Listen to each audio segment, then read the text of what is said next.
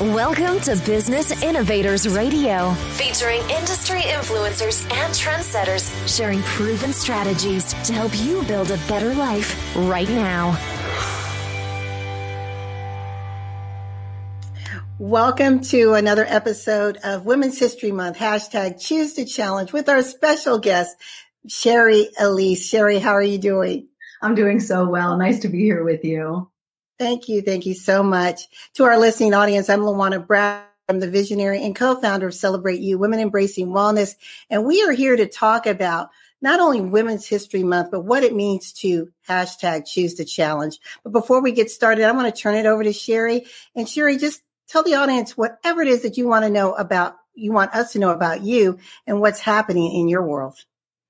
Thanks so much for the opportunity. So just a little bit about me. I'm an author of the best-selling book, Love Yourself Happy. I'm also a motivational speaker, and I am a joy coach. And the work that I do specifically is with women and girls who have experienced trauma in their lives, and I help them to find their voice, their self-worth, so we can reclaim our joy. So that's where my heart and my passion is. I love that. And I'd like us to sit there for a minute, because we're hearing a lot about people focusing on the joy factor or the happiness factor.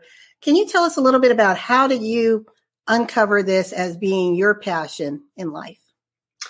Well, I spent many years, not really understanding what that was. I had experienced at a young age childhood trauma myself, having been sexually abused at a young age. And a lot of times with trauma survivors, or mostly with trauma survivors, we spend a lot of time disconnected from ourselves. And when you disconnect from yourself, you're always seeking connection.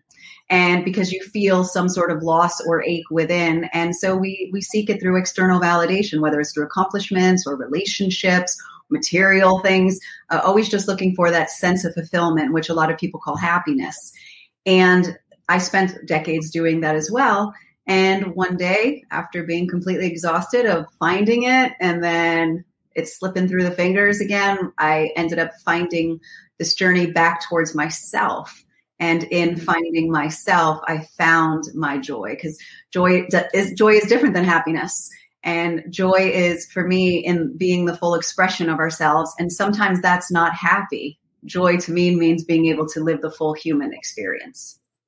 I love that. And that so aligns with what Celebrate You is all about. And we believe that when a woman is able to, as you said, celebrate who she is fully and completely, then we can start to make impact and change and ripple effects around the world. But we first have to start within, right? Absolutely. That is where everything lies, where all of our answers lie. But we're always so busy looking outside of ourselves, wondering why I can't feel a certain way or step into my fullness and my wholeness. And it's because we are not connected truly to ourselves. I love that. So let's talk about Women's History Month.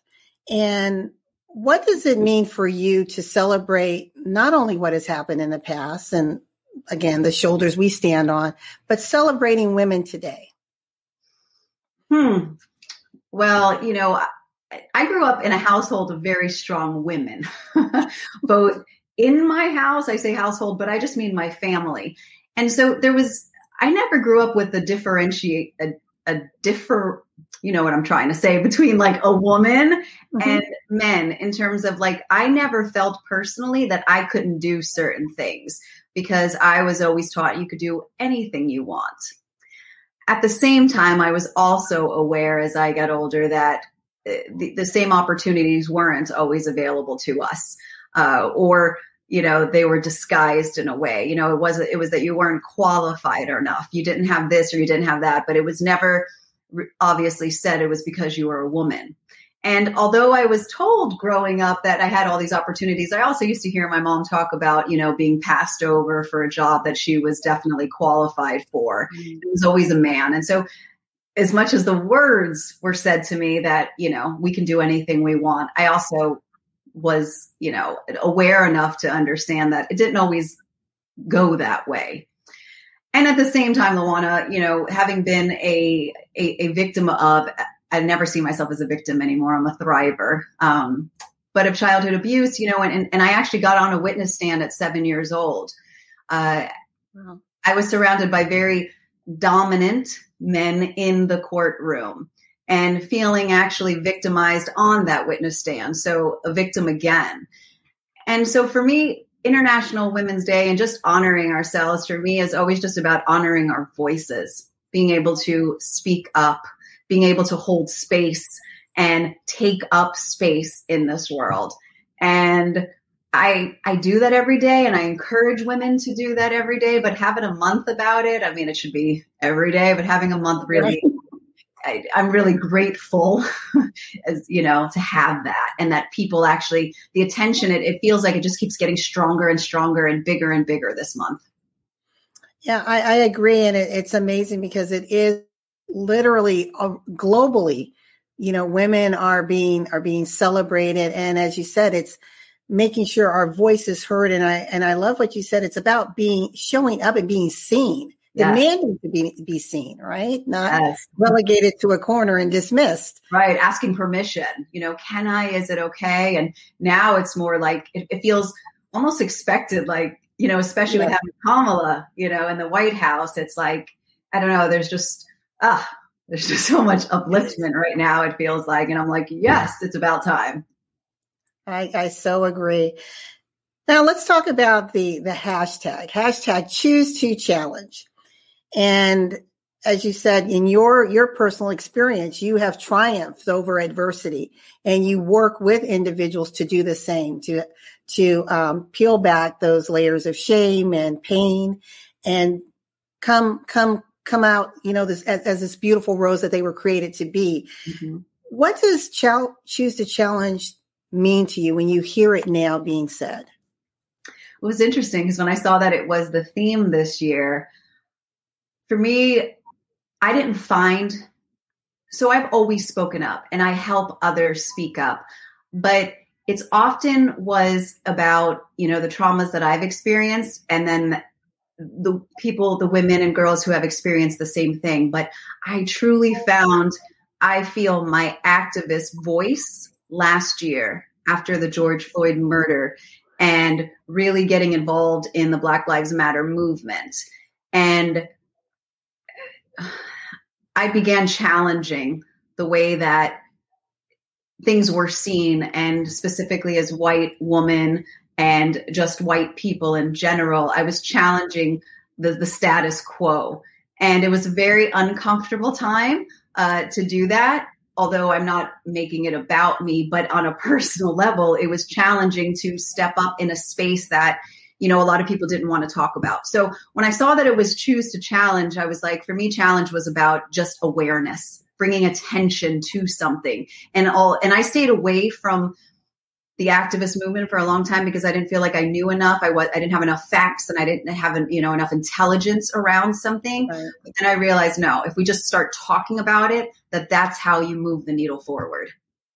Exactly. And I love what you said. I mean, we all go through our lives where we're exposed to something, whether it's, inequities, injustice, the little guy, we if we're in a position to where we can exercise our position, our finances, our resources, our voice to help bring awareness, to bring change, then I think once that awareness is known, we have that responsibility to do so. Otherwise, we can become complicit if we just say, well, let someone else handle it. Right. Or it's not about me. Right. Yeah. I've often said, it's not, there's nothing I can do about it. And it's so important to just keep using our voice. And that's what I think Choose to Challenge is about. I love that. And I always tell people sometimes people are like, well, I can't, what am I supposed to do? I'm supposed to go to Congress or wherever. It's like, no, start at your kitchen table, having conversations with friends and family. Yes, absolutely. And that's what it was for me. And that's what I realized, like, if I just started talking about it and we just said, I don't know what to say, but having the conversation, that is the beginning. And that, that's what's most important, the start of it. Yes, I love that. So staying a little bit on the political side, when we think about this year is the 101st anniversary of women's right to vote here in the U.S. We received the right to vote in 1920. or I should say legislatively, women received the right to vote. But we know that it was only white women who actually were able to exercise that right because just again, by being the United States, states could dictate who was able to go to the polls or not. But the one part that I find is often missing in our history is we give the account of the suffragettes, but we forget all the women who were girding them up, the African American women, the Asian American, the Native Americans, and the Hispanic American women who were there rallying around. So we talk about today being collaborative and lifting each other up and supporting each other as women. So thinking about that, what happened back then, how can we use the lessons learned of how those women work together for the common good? How can we do that today to advance and move the needle of change? Whew, that's a big question. Nothing small. I think it's all just about listening and holding up. So right now, what's happening with the Asian American community, I think as women, knowing that what we have all struggled with to get here, that we have to stop looking at each other as separate, whether it's in different racial communities, ethnic communities, and just to see each other as women, knowing that it's taken a really long time for us to get here. So we all need to, again, speak up and use our voices, whether we get it, whether we understand it, whether we've experienced it or not, just believing and supporting each other and standing shoulder to shoulder. Because right now I don't understand everything that the Asian community has gone through, but I hear their voices and I'm going to be a part of lifting their voices. So I think we can do that as women. Yeah, I love that. When we were hearing things that were happening, against the Asian community latter part of last year and into early part of this year. And then I'm in Atlanta, and then what we experienced last week, I thought, okay, enough is enough. How much more? Right. Absolutely. And what I found interesting is just the way, and I'll be totally transparent, when I think of, and when I've often thought about racism, it was always black and white. I honestly didn't, and Native American even, but I didn't take into consideration or really thought thoroughly about all that was happening in those other communities as well. And that's where I have to do better. And that's what I'm committing to do better, is to educate myself about what's happening in all communities as much as humanly possible. Yes. Yes. And be willing to have the conversations when they come up, right? Absolutely. Yeah. And so that's how I just see us just supporting each other as women in all communities by using our voices. I love that. Now, this is my favorite part of the interview. And I'd like you to just tell us about the woman who most impressed you in your life, as much as you'd like to share. The floor is yours. Well, it's interesting because I have two women in my life but I will go with the one who gave me life, which is my mother. And I share that because although we have our differences, of course, we all have our differences. My mom for me was always an example right from the beginning on how to keep showing up in the midst of adversity, in the midst of not feeling like it most of the days. My parents were divorced, and they've been divorced since I was 2 years old. And so I've just always known her as my main caregiver. And, as I got older and I'm able to see from hindsight and with a different type of emotional intelligence, I can see what she went through, and I could see the challenges. I know the challenges, as a woman now. And I don't have children. So to have seen how she showed up for us in the midst of her own pain, in the midst of her own struggles, in the midst of her own challenges, and still show up for us every single day, whether it was pretty or not, she was there. And I grew up feeling supported, and I grew up feeling loved, and I grew up feeling like I could do anything. And for me, being able to provide that for someone when perhaps you didn't feel that for yourself, I think is an inspiring and phenomenal woman. Yeah, it's beautiful. So your mom poured all of this into you. She inspired you. She encouraged you. She exhorted you. She loved you. How do you translate all that into the powerful work that you're doing? Well, the most important thing that I do is that I give that to myself every day, because I cannot give that out to the world or one person if I'm not doing that myself. So the work that I do is to help people have more love for themselves. And that in turn, like I said, creates a more joy-filled life. And so it translates, because what I saw, to be honest, now as I look back, is that she didn't give that all to herself, which is why she was exhausted and she had all this, but she gave it. And so I now know that in order to show up fully, in order to show up as, with the gifts that I have and be able to give them, I have to give that to myself. And that the fact that I do that every day, now I'm able to share that with others and show them how to do it. I love that. So taking care of yourself first, and then reach out to the world. Yes, that's it. That's it. Otherwise, I'll feel resentful. I'll feel drained. I'll get burned out. And I'll always feel like I need from other people in order to keep me going. And I want to be able to appreciate and enjoy you for who you are without needing anything from you. I love that. One of the things that I always say is you can't pour from an empty cup. That's right. And as women, we try to do that, right? But we try to do it all. And we do, we most often do, but we often don't then feel great about ourselves. That's so true.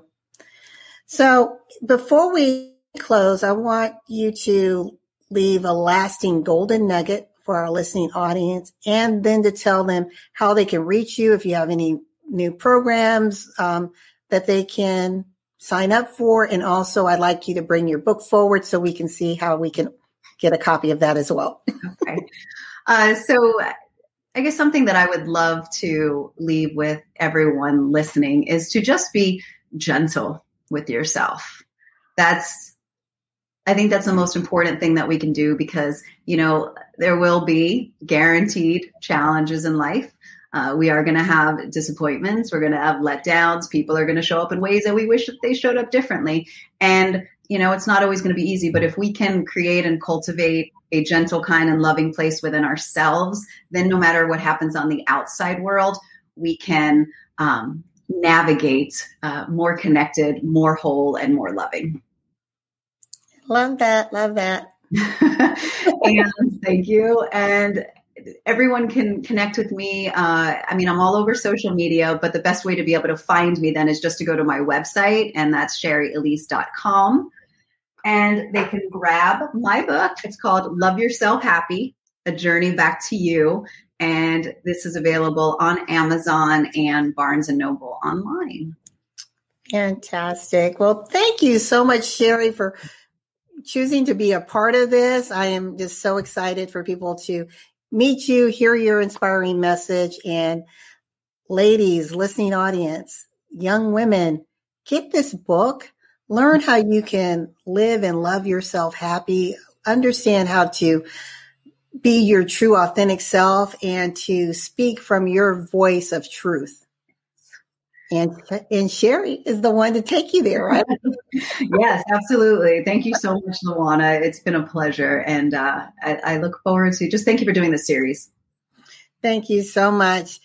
And again, ladies, as we always say, love yourself, embrace yourself, and whatever you do, always celebrate you. Until next time. Thank you again, Shari. Thank you. Thanks for listening to Business Innovators Radio. To hear all episodes featuring leading industry influencers and trendsetters, visit us online at businessinnovatorsradio.com today.